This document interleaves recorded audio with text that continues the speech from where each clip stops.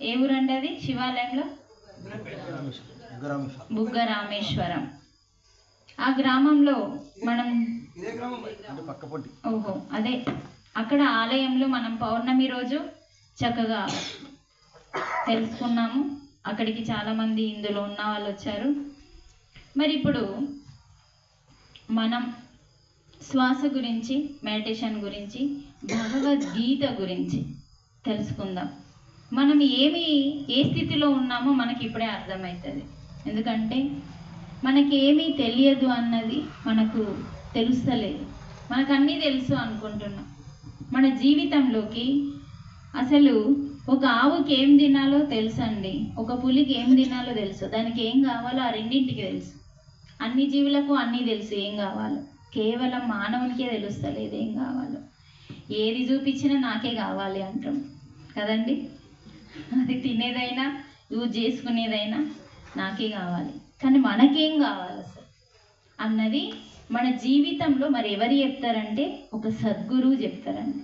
అలాంటి గురువులు కోకోళ్ళలు మన భారతదేశంలో పుట్టినందుకు మనకి, భారతదేశంలో పుట్టిన యోగులందరికీ, భారతదేశానికి, భారతదేశంలో అనంతమైన జ్ఞానానికి ఒకసారి మీరు అందరూ కడతాల దండంతో గట్టిగా క్లాప్స్ కొట్టండి.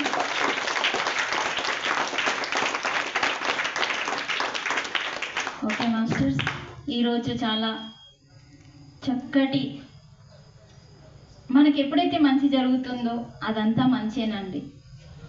చక్కటి శుభగడియ అన్నట్టు మనమేమి అది సమయం చూడాల్సిన అవసరం లేదు. మన భావం సరిగా ఉంటే అదంతా మంచి గడియే. మన భావాలు సరిగా ఉండాలండి. అందుకని భగవద్గీత అనేది ఏంటంటే మనకి విచక్షణ గురించి తెలియజేస్తుంది.